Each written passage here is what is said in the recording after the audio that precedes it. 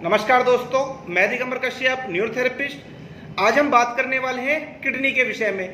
Kidney क्या होती है, किडनी फेल हो जाए तो उसके क्या क्या कारण होते हैं, इस वीडियो के माध्यम से हम आज इन सब बातों पर बात करने वाले हैं। जैसा कि हम सब जानते हैं, हमारे शरीर में दो किडनी होती है, एक राइट साइड और एक लेफ्ट साइड।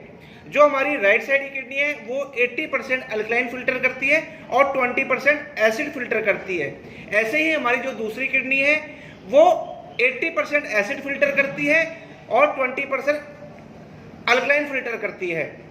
अगर किसी कारणवश एक किडनी में दिक्कत आ जाती है तो वो फिर बारी बारी से, यानी कि 1 घंटे वो एसिड फिल्टर करेगी और 1 घंटे वो अल्कलाइन फिल्टर करेगी। और किडनी का फंक्शन होता है जो भी हमारे बॉडी में टॉक्सिन आ गए हैं उनको बाहर निकालना, यूरिन के रास्ते बॉडी के टॉक्सिन को बाहर करना, ये हमारी किडनियों का काम होता है। इसी से हमारा जो शरीर है वो फिट रहता है। आपने देखा होगा, अगर कई बार यूरिन की कोई दिक्कत हो जाती है, इन्फेक्शन हो जाता है, तो यूरिन में कई बार जलन होना, पस सेल्स का आना, इस तरह की दिक्कत हमें हो जाती है। उसके लिए फिर हम लैब में जाके अलग अलग तरह के टेस्ट कराते हैं और उस आधार पर हमारा उपचार चलता है। किडनी फेल होने के बहुत सारे कारण हो सकते हैं। कोई चोट लग गई और किडनी का जो कार्टिलेज है वो ढीला हो गया, जिसकी वजह से किडनी फेल हो सकती है। किडनी रक्त की हर चीज को फिल्टर करती है, यानी कि जैसा मैंने बताया, हमारे शरीर में बहुत सारे टॉक्सिन आ गए हैं, उसको फिल्टर करना या रक्त की जो भी चीजें हैं उनको फिल्टर करने का कार्य हमारी दोनों किडनियों का होता है। Food poisoning, diabetes, kidney stone या कोई इंफेक्शन के कारण बहुत अधिक काम करना पड़े, अगर किडनी को ये सब दिक्कत हो गई है तो किडनी पर ज्यादा प्रेशर आ जाता है। किडनी का जो काम करने की क्षमता है वो बहुत ज्यादा बढ़ गई होती है, जिसके कारण से किडनी फेल हो सकती है। इन्फेक्शन या मलेरिया के लिए जो दवाइयां हमको दी जाती हैं उसके साइड इफेक्ट के कारण भी किडनी फेल हो सकती है। एंजियोग्राफी में जो केमिकल यूज किए जाते हैं, जैसे आपने देखा होगा, अगर किसी को हार्ट की दिक्कत होती है तो उसको कहा जाता है कि आपको एंजियोग्राफी कराना है, और एंजियोग्राफी करते समय कुछ केमिकल्स का यूज किया जाता है, जिसके कारण से हमारे किडनी पर बहुत प्रेशर पड़ता है और वो भी एक कारण होता है किडनी फेल होने का। या किसी को पैनक्रियाटाइटिस या लीवर सिरोसिस के बाद बीपी हाई हो गया, ये बीमारियां हुई और बीपी हाई हो गया, या उसके लिए उसने कुछ दवाइयां खाई जिसके कारण से उसका बीपी हाई हो जाता है, और वो भी एक बहुत बड़ा कारण बनता है किडनी फेल होने का।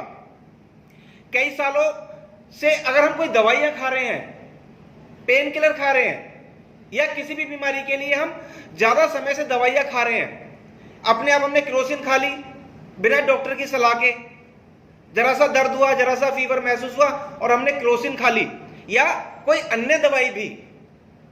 तो इसीलिए कहा जाता है कि हमें अगर कोई दवाई खानी है तो डॉक्टर की सलाह पर ही लेनी चाहिए। अपनी मर्जी से हमें कोई नई दवाई खानी नहीं चाहिए, नहीं तो उसके साइड इफेक्ट होते हैं और भुगतान किडनी को करना पड़ता है। यह भी एक बहुत बड़ा कारण है किडनी फेल होने का।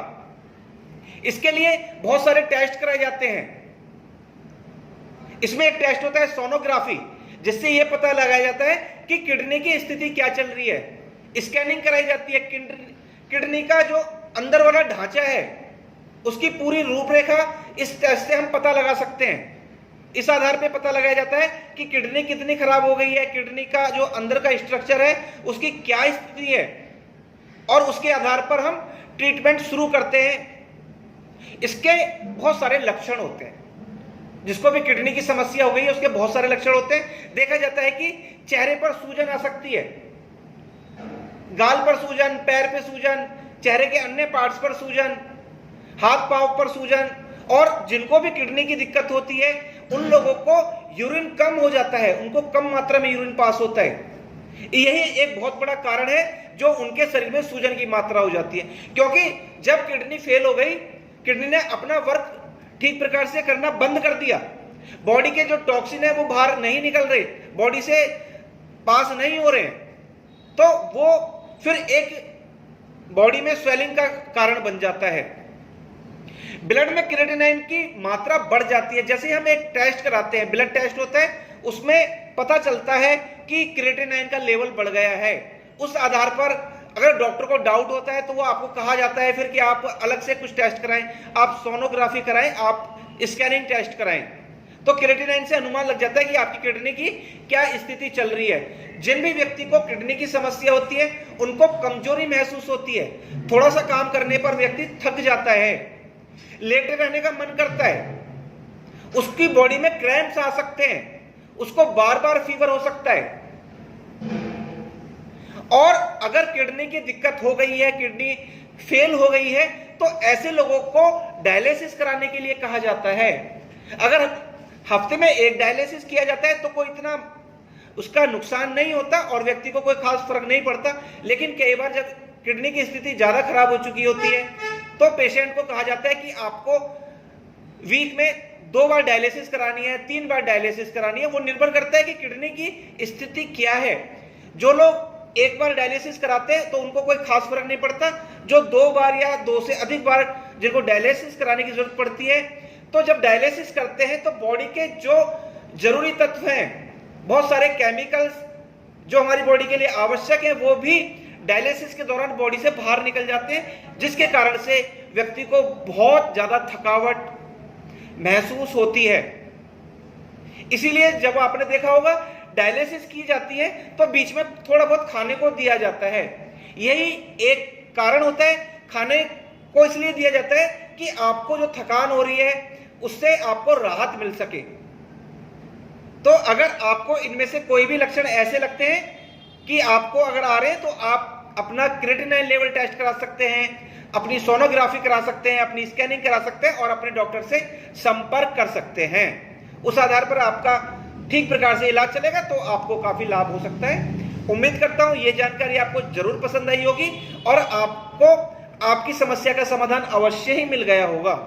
आप अगर हमारे चैनल पे नए वीडियो को पहली बार देख रहे हैं तो हमारे चैनल को सब्सक्राइब जरूर करें, वीडियो को अधिक से अधिक शेयर करें, वीडियो को लाइक करें और बेल आइकन बटन जरूर दबाएं, जिससे कि जो भी वीडियो हेल्थ पर हम आपके लिए लाते हैं उसकी जानकारी सबसे पहले आपको समय समय पर मिलती रहे। धन्यवाद।